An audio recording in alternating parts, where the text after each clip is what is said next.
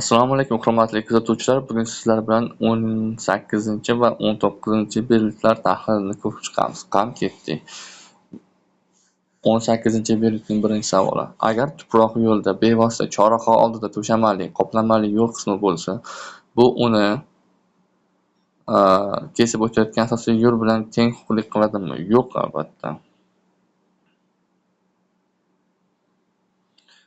Qaranglar, tuproqli yo'lga nisbatan shag'alli yo'l, shag'alli yo'lga nisbatan tuproqli va shag'alli yo'lga nisbatan asfalt qoplamali yo'llar asosiy hisoblanadi. Hech qachon tuproqli yo'l, shag'alli yo'l va asfaltli to'shamali yo'l teng ahamiyatga ega yo'l hisoblanmaydi. Shuni bilib qo'ying. Taqiqlovchi belgi yo'lning haydovchi to'xtagan qismiga ta'sir qiladimi? Albatta ta'sir qiladi. Ta'sir qiladi. Aholi punktlaridan tashqarida qaysi belgi takrorlanadi? 3-belgi aholi punktlaridan tashqarida takrorlanadi. Yo'lning o'rtasida joylashgan bekatda to'xtagan, yo'nalishli tramvay yonidan o'tayotgan haydovchi nima qilishi kerak? Albatta to'xtab turgan tramvayga ketayotgan yoki undan tushayotgan yo'lovchilarga yo'l berishimiz lozim. Chorrahadan oxirgi bo'lib qaysi avtomobil o'tadi desa, qaranglar, bu holatda qizil avtomobil birinchi harakatlanadi asosiy yo'lda, ko'k avtomobil ikkinchi harakatlanadi asosiy yo'lda. Shundan so'ng yashil chorrahaga chiqadi va sarg'ini o'tkazib boradi. Shundan so'ng yashil oxirida harakatlanadi. Kunning qorong'u vaqtida yo'lning yoritilmagan qismlarida harakatlanayotgan mexanik transport vositasining qaysi chiroqlari yoqilgan bo'lishi kerak? Yaqindan va uzoqni yorituvchi farlar yoqilgan bo'lishi kerak. Qayrilib olish taqiqlanadi. Piyodalar o'tish joylarida, tunnellarda, ko'priklarda, osma estakadalar va ularning ostida, temir yo'l kesishmalarida. Hamma sanab o'tilgan holatlarda mumkin emas. Yashil avtomobil haydovchisi ushbu holatda biza o'ng tasmaga tizilmoqchi bo'lsak, ko'k avtomobilni o'tkazib boramiz va tizilamiz. Qani shunaqa javob bor ekan. Bir xil yo'nalishda to'g'riga harakatlanayotgan ko'k avtomobilga yo'l berish kerak. Bo'ldi, shu javob to'g'ri bo'ladi. Qolganda o'qib o'tirmaymiz. Qattiq yoki egiluvchan ulagich yordamida shatakka olinganda yuk avtomobilining yukxonasida odamlarni tashishga ruxsat etiladimi? Yuk avtomobili yukxonasida odam tashishga ruxsat etilmaydi shatakka olinganda. Faqatgina shatakka olgan avtomobil yukxonasida ruxsat etiladi. Transport vositalaridan qanday shartlarda foydalanishga ruxsat etiladi? Shinalarning ayrim joylarida kort ko'rinib qoladigan nuqsonlar bor. Yo'q, yorilib ketishi.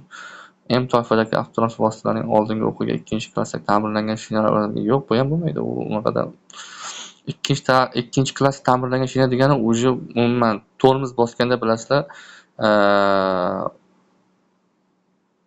bu ta'mirlangan shina qo'parilib ketadi. Bundan natijasida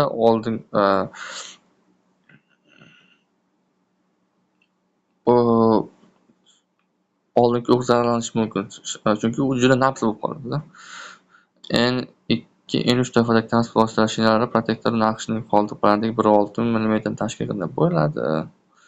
Demak, bu savolni tugatdik. Ana endi 18-belgiga o'tamiz. 19-belgi, 18 ko'rib chiqdik. Hayron bo'lmaysiz, 56-belgigacha yechib chiqilgan va YouTube'ga joylab borilyapti qisqa short video shaklida. Shuning uchun turibdi. Xo'p, birinchi savol. Yo'l transport hodisasiga daxldor bo'lgan haydovchilar birinchi navbatda bajarishi shart.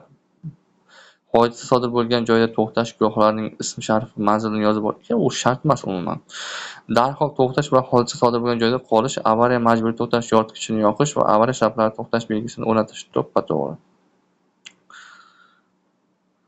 Belgi ostidagi qo'shimcha axborot belgisi nimani biladi? Ushbu belgi ostidagi qo'shimcha axborot belgi mana shu belgi necha metrga amal qilinishini bildiradi. Ya'ni shu belgidan boshlab 100 metr davomida shu belgi bor, shu belgi amal qiladigan ma'noni bildiradi. Ya'ni belgidan birinchi burilishning boshlangichi bo'lgan masofani, yo'q, birinchi burilishdan ikkinchi burilishning boshlangichi bo'lgan masofani, yo'q, yo'lning xavfli burilishlari bo'lgan qatnov uzunligini to'ppa-to'g'ri biladi mana shu.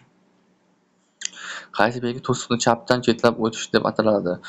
Birinchi belgi chapga majburiy burilish belgisi, ikkinchi belgi bu xavfli burilishligini bildiradi. Uchinchi belgi to'siqni aylanib o'tish belgisini bildiradi. Aynan shu lozimligini. Qaysi transport vositasining haydovchisi yo'l berishi kerak? Ushbu holatda o'ng qo'l qoidasi albatta avtomobil bo'ladi. Chunki velosipedning o'ng qo'l qoidasi o'ng qo'l tarafi bo'sh. Chorrahadan birinchi bo'lib o'tadi. Boya ko'rib chiqdik bu savolni. Qizil birinchi bo'lib o'tadi. Ikkinchi tormoz to'satdan ishlamay qolganda avtomobilni qanday to'xtatish kerak? Eng past uzatmaga o'tish, to'xtatib turish tormozi bilan tormozlash, zarur bo'lganda biror bir to'siqdan foydalanish. Qayirib olish taqiqlanadi. Chorrahaga 15 metrdan yaqinroqda mumkin. Tartibga solinmaydigan chorrahalarda agar kesib o'tilayotgan yo'lda bir tomonlama harakatlar tashkil etgan mumkin. Piyodalar o'tish joylarida mumkin emas. Qayirib olinmaysiz piyodalar o'tish joylarida. Shatakka olingan mexanik transport vositasi qaysi tashqi yoritgich chiroqlar yoqilgan bo'lishi kerak? Shatakka olinganda albatta biz avariya chiroqlarini yoqamiz.